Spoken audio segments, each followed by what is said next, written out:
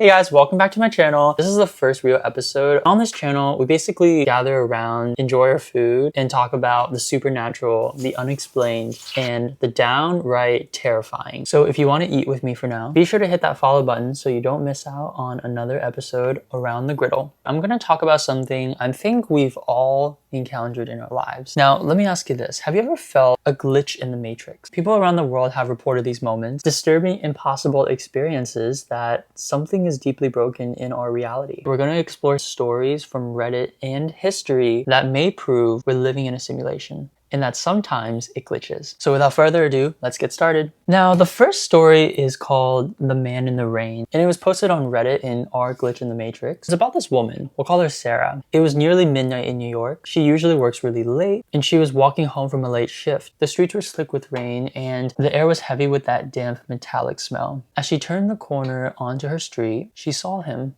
A man in a long, dark trench coat, standing completely still under a flickering street lamp. His head was tilted slightly downward, and his hat was casting a shadow over his face. He wasn't moving, not even the slightest flinch. So that's when Sarah slowed her steps, and then an uneasy feeling started crawling up her spine. It was pouring, yet he wasn't reacting. No shifting, no pulling his coat tighter, no like shifting away from the rain. Something about him just felt so wrong. She looked down on her phone just to like check if she had a message, and when she looked back up, he was gone. Not a single footprint in the shallow puddles where he had stood, no sound of like retreating footsteps. Sarah stopped, she looked around. That's when she started to panic. She started like hyperventilating, having these uneven gasps, like, where did he go? That's when she heard a quiet voice like inside her head whisper, "It's broken." She heard that voice so clearly, but it was just so quiet. That's what sent her heart pounding, because the next thing you know, she raced down towards her building, slammed the door behind her, and locked the door shut. She stayed up all night, eyes on the street below, but the man in the rain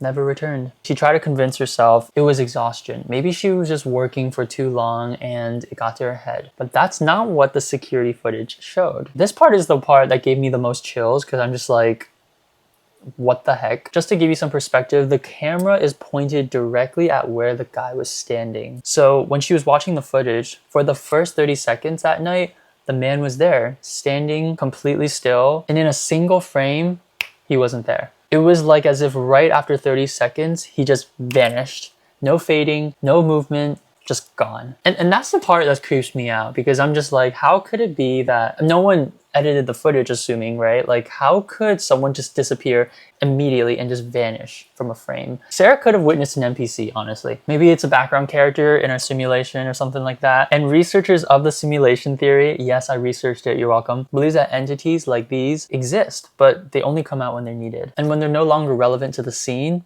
they're just removed. We're gonna be making ramen tonight.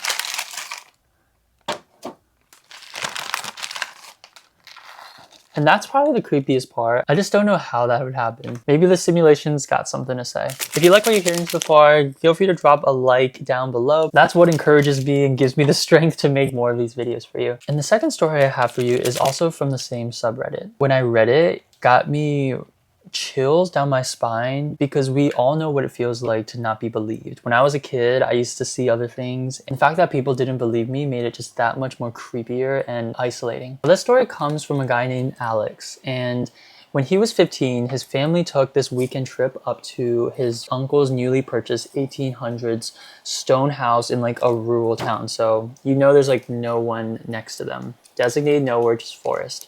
The house was still being renovated, so he was set up to sleep in the living room on the couch. After a normal evening, with a big family dinner and everyone's like talking, everyone kind of went to bed. Alex slept fine, and a few times he woke up and he saw the embers glowing in the fireplace. He said that this stuck out to him really well, because he had never slept in front of a fireplace, and it was like such a movie moment for him. Overall, it was really peaceful until the next morning. As soon as he opened his eyes, something was wrong. The entire living room had been rearranged, and he was still in the couch that was rearranged. And this couch was no longer facing the fireplace, but had turned perpendicular to it. The chairs on the other side were also neatly lined up. Even the massive area rug that was in front of the couch had also been moved. When he sat up, his heart just immediately started pounding because you're just thinking like, how the hell did this happen? Keep in mind, his family is not the type of people to make pranks up or kind of play jokes on him. They would never do that. So when he heard his family already in the kitchen that morning,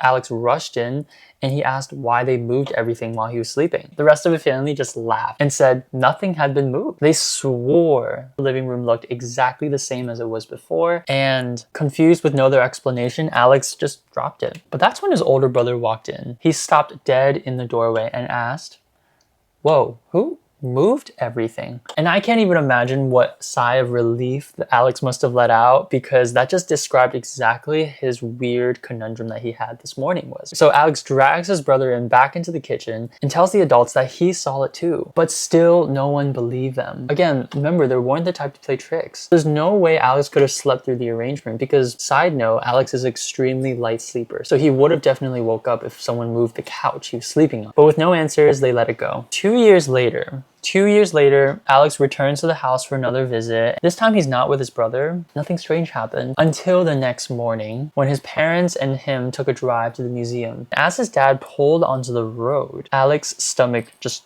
dropped. Something was just completely wrong because the car was on the wrong side of the road and a car incoming was heading straight at them. So Alex just screams out, "Dad, watch out!" And that's when his parents just jumped and startled and looked back really annoyed, like, "What the hell are you trying to say? Why are you scaring us like that?" They insisted everything was fine. Alex's face was looking at their faces. They were just so pissed off. And then when he glanced back at the road, they were on the right side again of the road, and that car was nowhere to be seen. This just left him completely disoriented. I mean, I could totally understand how this would. For the entire weekend, he just struggled with this overwhelming sense that the world had shifted. Somehow he's living in the wrong reality, like he's jumping back and forth. And only as they left that stone house for good did that feeling finally disappear. Since then, they've never returned to the house because it's been sold. And to this day, he also can't explain what happened. Something around that house just brought in this aura of a really bad thing. I always like to put a little olive oil on mine and a little bit of kimchi. Don't forget the juice.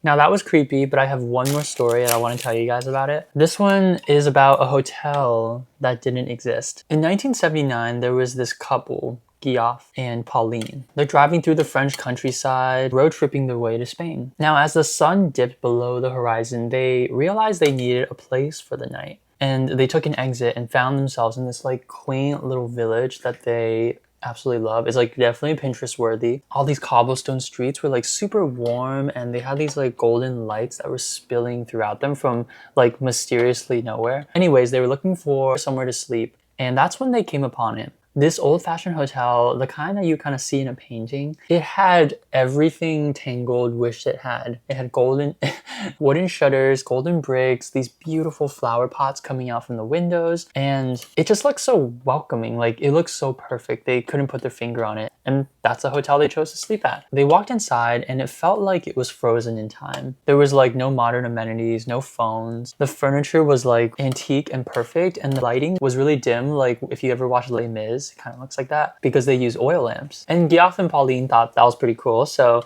they checked in for a really affordable price and got upstairs, and then they went to go to sleep. Now, the next morning, they came downstairs and found a really simple breakfast was offered for them. It was like fresh bread, butter, and black coffee. They paid the innkeeper with cash. At the time, it was still using francs. They gathered their bags and then drove home. Now, this is the part where it gets kind of strange. Years later, they're looking for another trip to France, and they remember that cool little, hotel that they wanted to go to, and it was so cheap. So they try to look for it, but they can't find it. It doesn't exist. Maybe they're just kind of like old-fashioned that way. So Guillaume and Pauline then just go to that same town because they're so certain that it's gonna be there. But when they get to exactly the spot it was supposed to be, it didn't exist at all. It wasn't abandoned, it wasn't closed, it had never existed. They asked the locals and no one had ever heard of that hotel they were talking about. They checked maps, travel guides, nothing came up. But here's the most unsettling part. The photos they had taken. You see, Pauline kept a camera on her at all times, and during their stay in that hotel, she took some pretty memorable pictures. So they immediately reached for the camera that they still had, and they flipped through the camera, and there it was, the old hotel exactly as they remembered. except something was off. The colors were super faded, almost like they were washed out. The whole building looked slightly translucent, like an old memory slipping through their fingers, as if it only had been half real. And that's what I'm wondering, did Giaf and Pauline really step into a parallel timeline? Maybe the hotel was like a fragment of reality that momentarily existed the moment Pauline and Giaf were standing there. Some scientists theorize that our universe may occasionally sync with others, and it causes these temporary overlaps to happen where things exist for a moment before they don't.